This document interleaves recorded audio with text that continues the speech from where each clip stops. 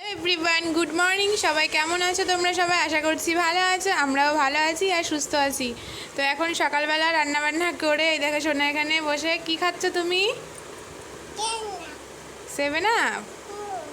আর এখানে আমি ভাত নিয়ে বসেছি। এই যে ভাত আছে, শসা, লেবু, আলু উচ্ছের তরকারি, এখানে আছে পুঁই শাক দিয়ে আলু দিয়ে চিংড়ি মাছ, এখানে আছে আমের চাটনি। আয়ান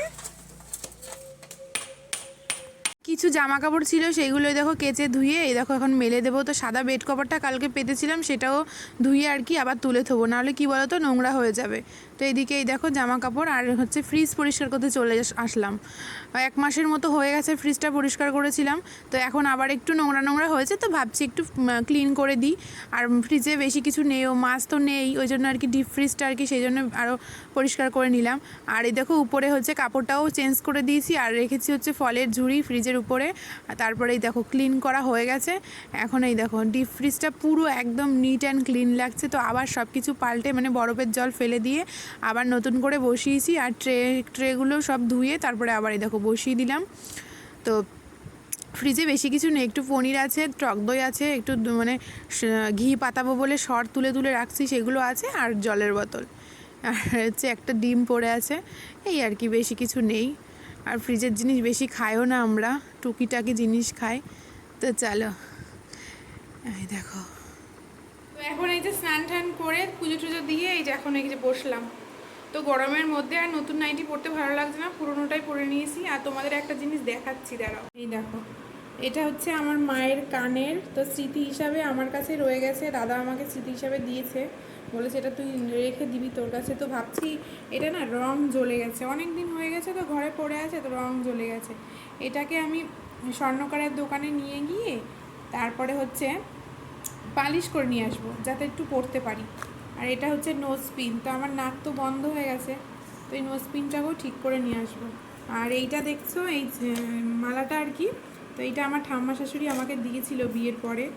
আর হচ্ছে এইটা দেখছো যে এইটা হচ্ছে আমার 2 মাসি শাশুড়ি মিলে স্বাদের সময় দিয়েছিল এটা, এই লকেটটা আর হারটা। তো এগুলোকেও স্বর্ণকারের দোকানে নিয়ে যাব। তো ভাবছি একটা মঙ্গলসূত্র বানাতে দেবো আজকে, তো দেখি বিকালে যাওয়া যায় নাকি। আইনের পাপাও তো বলেছে আজকে নিয়ে যাবে, তো দেখা যাক। সুন্দর করে একটা মঙ্গলসূত্র বানাবো, তাহলে আর কি সবসময় গলায় পরতে পারবো, তাই না বলো? তো এখন হচ্ছে খিদে পেয়ে গেছে, 4টে মতন বেজে গেছে। তো চলো, আয়নের পাপা হচ্ছে চলে এসছে বাড়িতে। আর এই দেখো আয়নের জন্য কেক নিয়ে এসছে, আয়ন বসে বসে এখন কেক খাচ্ছে।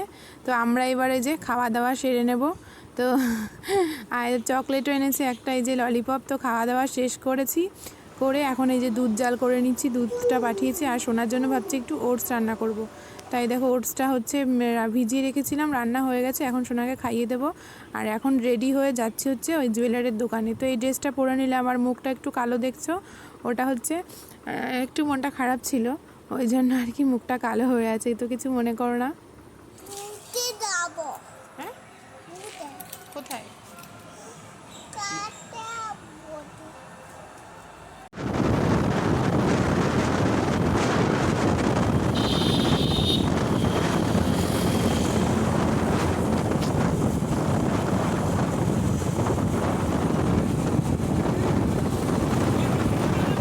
তো যাবো হলো মেদে বাজার। একবার ভাবছিলাম যে সেনকো গোল্ডে যাব, তাহলে অনেক কালেকশান পাবো, পছন্দ মতো নিতে পারবো। তারপরে ভাবলাম আগে আমাদের এখানে লোকালে আর কি দেখে আসি, যদি না পছন্দ হয় তাহলে আর কি স্বর্ণকারের দোকানে যাবো। তো রাস্তাটা কেমন লাগছে অবশ্যই কমেন্ট করে জানিও। তো এই যে চলে এসেছি, আর যা ভেবেছিলাম তাই, একটা কালেকশান আছে।